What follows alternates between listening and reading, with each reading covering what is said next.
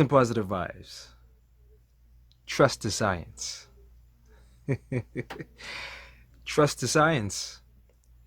You know, this is what we tend to hear now lately. Trust the science. We don't hear anything else but this. Just trust the science.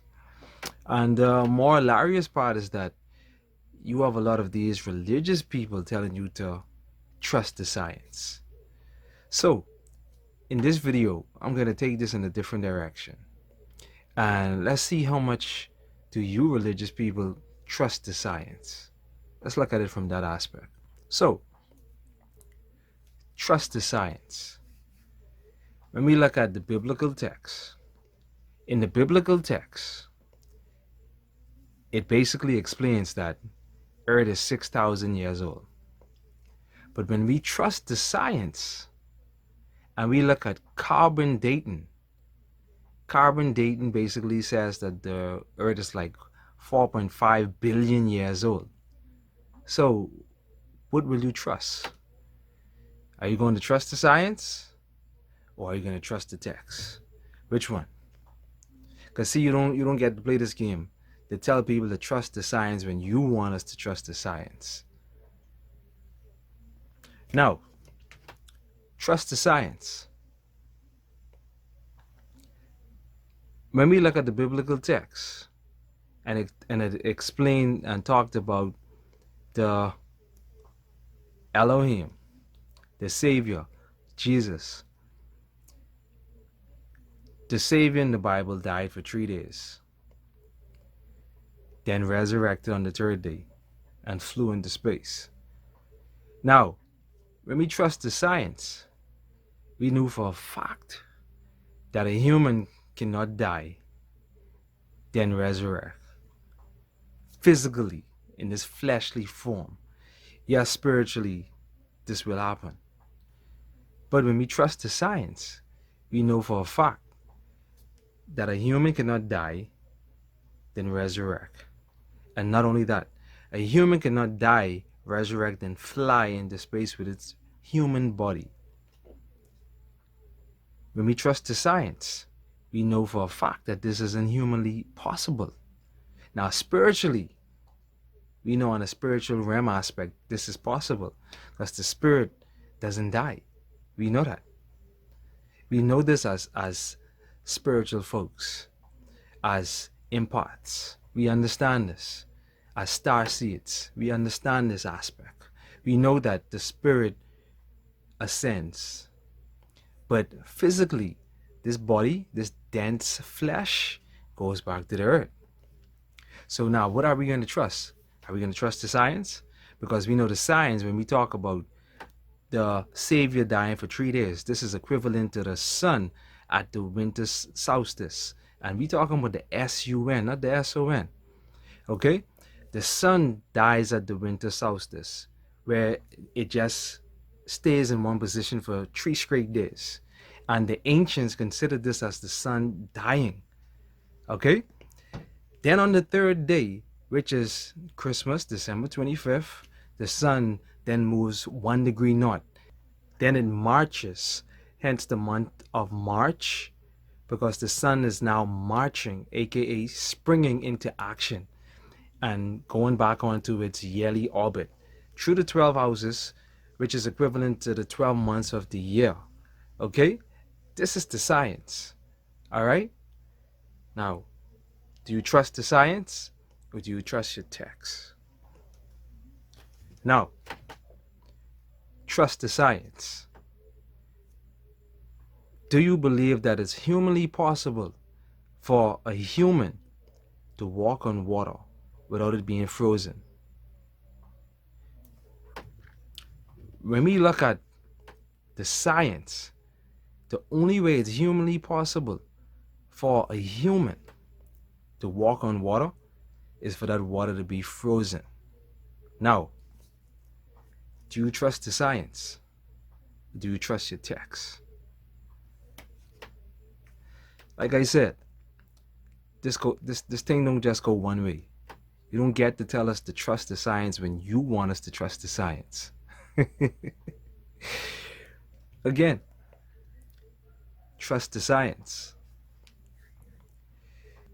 When we trust the science, we know for a fact that it isn't possible for a human to just raise his hand and part the seas. We know this isn't humanly possible when we trust the science. Trust the science.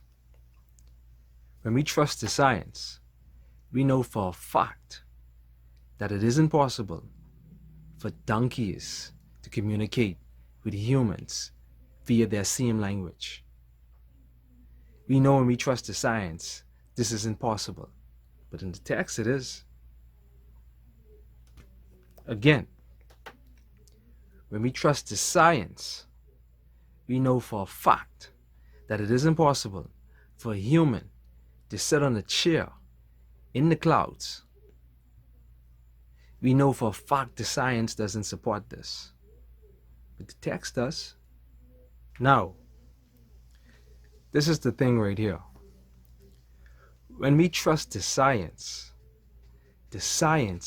exposes that your text is a book of allegories. When we trust the science proves that your text is a book of allegories. And many don't want to fathom this. And I know there are some folks who are watching this video saying that, okay, well, if the text is a book of allegories, then why are you always bringing it up? Well, for one, if you would do the research like myself and understand history, you would see via history that the Bible is a watered down version of ancient knowledge. And that ancient knowledge came from my ancestors. And they understood what was going on and what was going to come. Because they were the first, would be equated now as prophets. They had clairvoyance. They saw these stuff coming.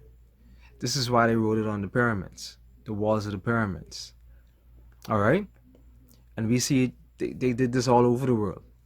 They did this in Honduras, the Mayans.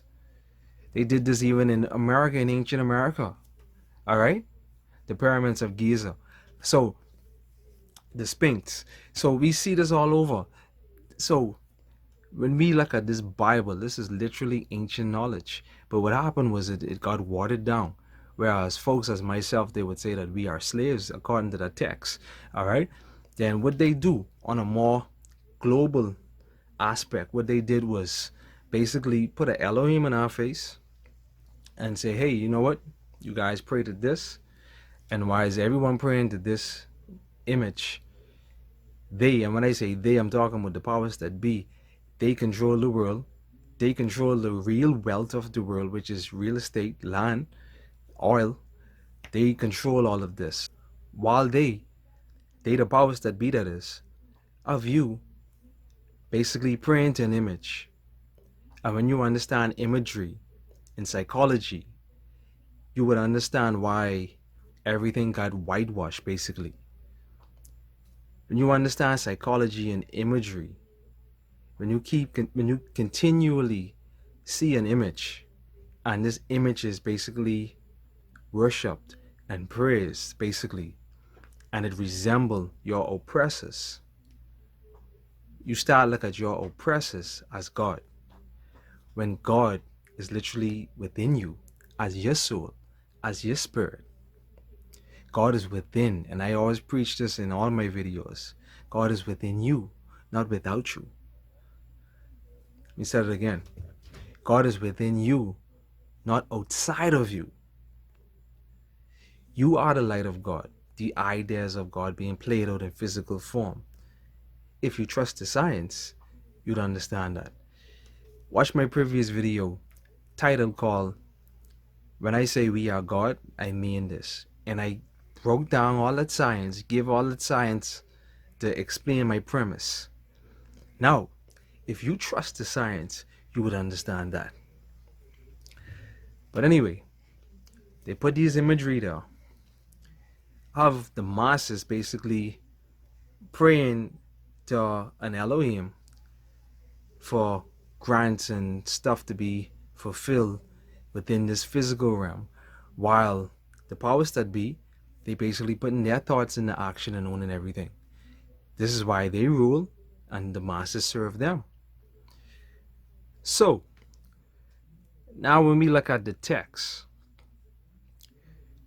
let's look at the religious folks here, so we can understand what they truly believe. Because if you going around the place telling people to trust the science, and when we look at your text telling you something else. Your text in Revelation chapter 13, verse 16 through 17 was basically broken down in so much words as saying there would be a time where folks basically would be forced to take a mark on their right hand or on their foreheads. And if you don't have this mark, you basically wouldn't be able to buy or sell. This is within your text, religious people. And your text basically telling you these times was going to come. And you basically would have to be stern in your beliefs within your religious dogma. But as we could see basically now with the majority telling you to trust the science. And I'm trying to figure out now in this video, basically, when has the science basically proved the existence of your Elohim? When we trust the science, there's an article I just read, and in this article, it basically was a study. A study was performed on vegans, and in this study, scientists came to the conclusion that vegans are less likely to experience severe symptoms from corona. In this study, science came to the conclusion that vegans are 73% less likely to experience severe symptoms from corona. So when we trust the science, we could see within the science that health is wealth via the foods that we eat. So if you want a strong immune system, why aren't you putting in the right foods within your system?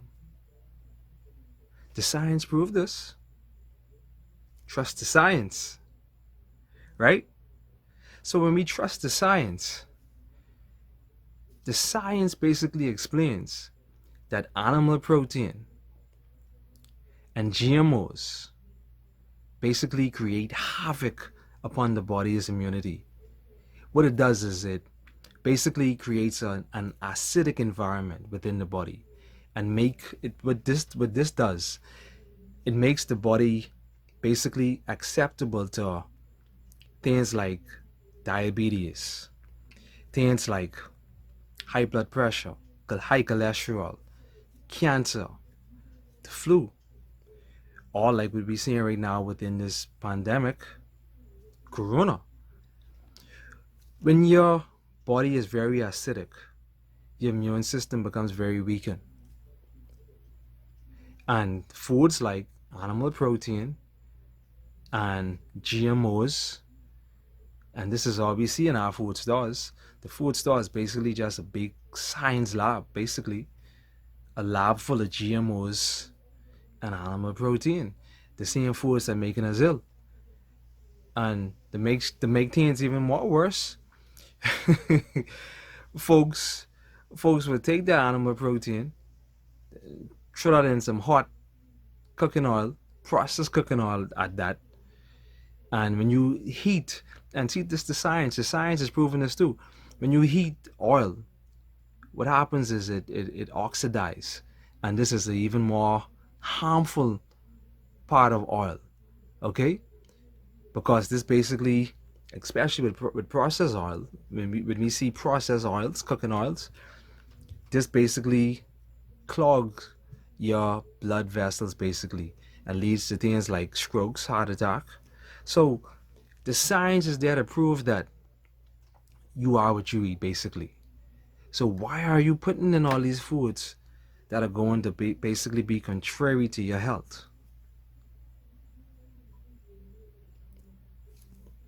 The thing is, you will love folks who listen to me talking all of this, and right after this video, go buy some chicken and fries.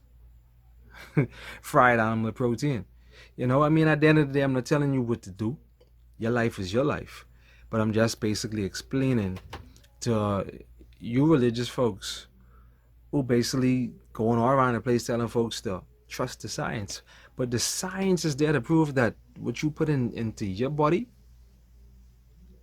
is basically weakening your immune system. Animal proteins, GMOs, cow milk. Cow milk, which is basically just pus and blood. So you basically drinking a cup full of blood and pus, basically. And anytime, understand something, anytime you either eat blood or drink blood, you basically taking on the instructions of whatever that species were. All right? Or is. Whatever that species is, via that blood, you taking on the instructions of that species. So if you're eating a cow, a chicken, a dog, a cat, whatever, a rat, whatever you're eating, you're taking on the instructions of that species. So when we see all of these cancers basically being taken place in kids now, because you don't have to be old anymore to get cancer. You're seeing now young adults and kids basically have cancer, have diabetes. So you gotta understand why this is happening, especially with cancer. When you're eating blood and drinking blood, you're basically taking on instructions from a different species, which will lead to your cells going contrary and becoming cancerous. All right? The science is there to prove this. Do you trust the science? Do you trust the science? Do you trust your own text? At the end of the day, health is wealth. And we seeing this throughout this pandemic right now.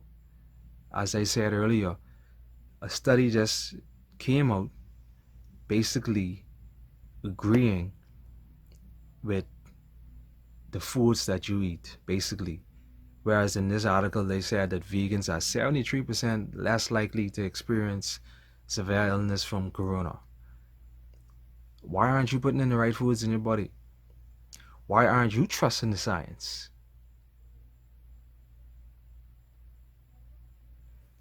Peace and positive vibes. And know thyself. Worth. You are limitless. Only if you know this.